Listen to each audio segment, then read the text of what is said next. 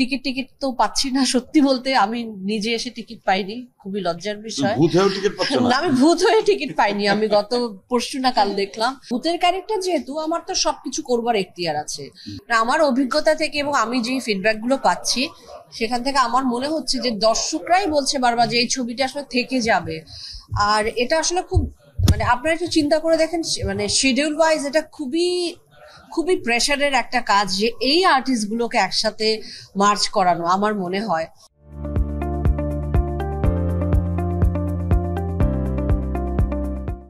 আমি দেশের বাইরে এখানে ওখানে মিলিয়ে একটু বিক্ষিপ্ত ভাবে কাজ করি, চঞ্চল মানে বাজে রকম ভাবে ব্যস্ত থাকে, আর অপির ও যখন ইচ্ছে হয় ও যেটা ভালো লাগে সেটা করে, নয়তো করে না। তো এই যে সব মানুষগুলোকে একসাথে করে এরকম ভাবে করা, যেটা বলছিলেন যে তারেক ভাই, এটা একমাত্র সম্ভব হয়েছে বোধহয় তানিমকে আমরা মানুষ হিসেবে শুধু না, পরিচালক হিসেবে অসম্ভব রকমের ট্রাস্ট করি এবং ভালোবাসি বলেই আমরা এক বাক্যে কি আছে না আছে কি করছি কিচ্ছু প্রয়োজন হয়নি, আমরা কিছু শুনতেও চাইনি, আমি অন্তত শুনতে চাইনি। তানিম বলছে আপা একটা এটা করতে হবে, আমি বলছি ওকে ওকে আচ্ছা ঠিক আছে। হ্যাঁ মানে এটা আসলে তানিম এটা আর্ন করেছে, এটা শুধু ওকে ভালোবাসি সেটা বলে নয়, এটা তানিম আসলে টোপ দিয়েছিল আসলে যখনই প্রস্তাবটা আসছে। সরি মাঝখানে ঢুকে বললাম যে তিনটা ভূত, তিনজনের নাম যখন বললো যে আপনি একটা করবেন, জয় একটা করবে, অপি একটা করবে, বাহ তারপরে কে আছে, বড় ভূত হচ্ছে তারিক ভাই। তার মানে মানুষ ভূতে রূপান্তরিত হওয়া। ওই ডায়লগ আছে আজকে আসবে তিন ভূত, সুতরাং আমি তিনজনকে এন্ট্রি দিয়েছেন। আরেকটা জিনিস হচ্ছে কি যে নিজের চরিত্রে নিজে অভিনয় করা সবচেয়ে রিস্ক কম, রিস্ক নাই বললেই চলে। ভালো না?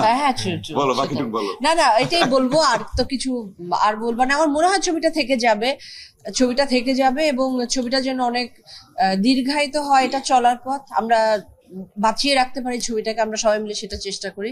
গণমাধ্যমের বন্ধুদের এখানে অনেক বড় দায়িত্ব, আপনারাও সবাইকে বলবেন। আর সোশ্যাল মিডিয়াতে বিশেষ করে এটা তো খুব প্রচারের একটা খুব ইম্পর্টেন্ট জায়গা, সেখানে আমরা খুবই ভালো রেসপন্স পাচ্ছি। আর টিকিট তো পাচ্ছি না, সত্যি বলতে আমি নিজে এসে টিকিট পাইনি, খুবই লজ্জার বিষয়। আমি ভূত হয়ে টিকিট পাইনি, আমি গত পরশু না কাল দেখলাম। পরে একজন দর্শক উঠে গিয়ে আমাকে আর আমার ভাবিকে বসতে দিলেন। তো আমি শুনছি যে বাইরেও এরকমই হচ্ছে, আমার পরিবারের সবাই আসলে খুব টিকিট পাচ্ছে না, মানে কিন্তু পেয়ে যাব, যাতে আমরা সবাই পাই, আমরা সবাই দেখতে এক্সপিরিয়েন্স করতে পারি ছবিটা। আমার মনে হয় তানিম সেই ব্যবস্থাটা নেওয়া উচিত। এটা নিয়ে কি বলবো, আমি তো দেখিয়ে দিয়েছি, মানে আমি নিজেই নিজেকে বলছি মানে মারুক না না পচায়নি, মানে যেটা একটা লাইন বা ডায়লগ, একটা মোমেন্ট ক্রিয়েট হয়েছিল আজকে থেকে কত বছর আগে, আমার ঠিক খেয়াল নেই কত বছর আগে ছবিটি করেছিলাম, 12 বছর আগে বোধহয়। তো ছবিটা করেছিলাম, সেখানে এই লাইনটা সামহাও এটা ভাইরাল, এখনকার কথায় ভাইরাল, আর তখনকার কথা এটা সবাই হয়তো ট্রোল করেছে। তো সেটাকে নিয়ে যদি আমি অ্যাক্টর হিসেবে, ভূতের ক্যারেক্টার যেহেতু, আমার তো সবকিছু করবার এখতিয়ার আছে, তো আমি নিজেই নিজেকে মানে এর চেয়ে ভালো একটা জিনিস, মানে আপনারা বা দর্শক আমাকে এটা আসলে ছুড়ে দিয়েছে, এটা দর্শকের গিফট আমার জন্য, তো আমি সেটাকে কাজে লাগিয়ে ফেললাম। তো আই এম স্মার্ট ইনাফ।